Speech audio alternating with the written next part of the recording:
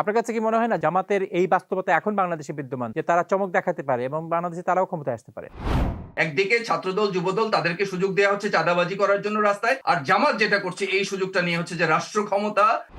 জামাত হচ্ছে সেই রাজনৈতিক দল যারা সবার আগে সব ক্যান্ডিডেট ঘোষণা করেছে। তো আপনার কাছে তারপরেও মনে হচ্ছে যে তারা নির্বাচনমুখী নয়?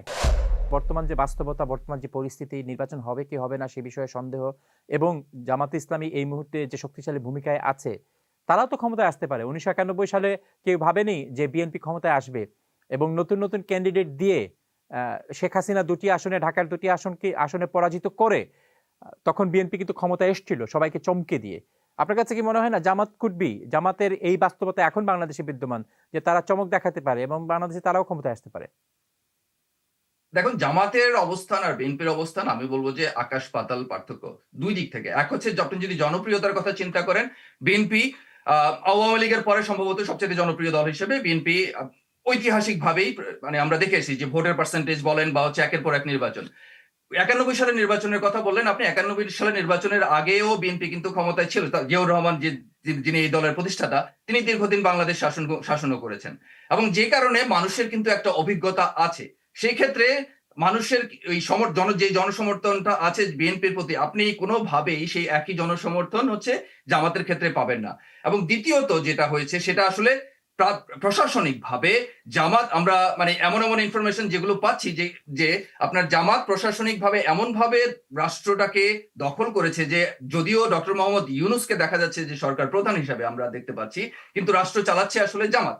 ৪০টার বেশি জেলাতে হচ্ছে ডিসি নিয়োগ করেছে জামাত। এবং প্রত্যেকটা জায়গায় নতুন করে পুলিশ নিয়োগ বা হচ্ছে যাই করা হচ্ছে, একে হচ্ছে যে একদিকে ছাত্রদল যুবদল তাদেরকে সুযোগ দেওয়া হচ্ছে চাঁদাবাজি করার জন্য রাস্তায়, আর জামাত যেটা করছে এই সুযোগটা নিয়ে হচ্ছে যে রাষ্ট্র ক্ষমতা পুরোপুরি স্থায়ীভাবে দখল করার সেই আয়োজনটা করছে। জামাত কিন্তু নির্বাচন চাচ্ছে না। জামাত কিন্তু বারবার ওদের কথায় অভিমতে আপনি দেখতে পাবেন যে ওরা নির্বাচন বিষয়ে আসলে খুব একটা আগ্রহী না। জামাত যদি আসলেই নির্বাচনে জিততে পারে বা পারতো, তাহলে কিন্তু ওরা আগ্রহ দেখাতো নির্বাচনের জন্য। এখন আপনি জামাত খুব জামাত হচ্ছে সেই রাজনৈতিক দল যারা সবার আগে সব ক্যান্ডিডেট ঘোষণা করেছে বা প্রায় সবগুলি আসনে তাদের মনোনীত প্রার্থীর নাম ঘোষণা করেছে। তো আপনার কাছে তারপরেও মনে হচ্ছে যে তারা নির্বাচনমুখী নয়? না, বিভিন্ন সময়ে কিন্তু জামাত নেতারা বলছেন যে নির্বাচনের পরিবেশ নেই, এই নেই, সেই নেই। এটা নিয়ে কিন্তু এটা কিন্তু নতুন কোন বিষয় না যে আমরা এটা আমরা জানি এবং এটা আমরা দেখতে পাচ্ছি। ঠিক আছে? হ্যাঁ, আমরা নির্বাচন হলে নির্বাচন করব। সেটা হচ্ছে ভিন্ন বিষয়। হ্যাঁ, ঠিক আছে? আর হচ্ছে আমি সমর্থন করছি কি করছি না বা এমন কি অবস্থা তৈরি করছি যেখান থেকে আসলে নির্বাচন হওয়া সম্ভব কিনা। এখন এখানে এই যে নির্বাচন হওয়া না হওয়া, এই যে দীর্ঘসূত্রিতা, এর জন্য আসলে আপনি কাকে দায়ী মনে করেন?